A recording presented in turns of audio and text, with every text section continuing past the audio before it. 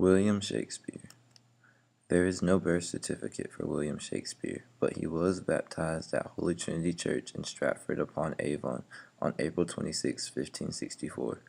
April 23, 1564 is what we acknowledge as his birth date. Shakespeare was the third child of John Shakespeare and Mary Arden. William Shakespeare married Anne Hathaway on November 28, 1582. Their first child, a daughter named Susanna, was born May 26, 1583. 2 years later, on February 2, 1585, twins Hamnet and Judith were born. By 1592, there is evidence William Shakespeare earned a living as an actor and a playwright in London, and possibly had several plays already produced. Documents show that William Shakespeare was a managing partner in the Lord Chamberlain's Men, an acting company in London. By 1597, half of his plays had been published. By 1599, William Shakespeare and his business partners built their own theater on the south bank of the Thames River, which they called the Globe.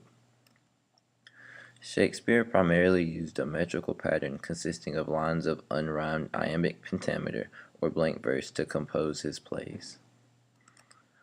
With the exception of Romeo and Juliet, William Shakespeare's first plays were mostly histories written in the early 1590s. Richard II, Henry VI, and Henry V dramatized the destructive results of weak or corrupt rulers. Shakespeare also wrote A Midsummer Night's Dream, as well as many other works. In the years before William Shakespeare's death, he wrote the tragedies Hamlet, King Lear, Othello, and Macbeth. Possibly the most well-known play of these would be Hamlet. In these plays, the characters represent human temperaments that are recognizable even today.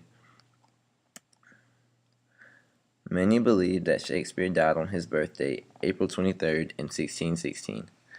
He was buried at Holy Trinity Church on April 25th, 1616. Shakespeare wrote a curse on his grave, daring anybody to move his body. It read, "Good friend, for Jesus' sake bear, to dig the dust enclosed here. Blessed be the man that spares these stones, and cursed be the man that moves these bones."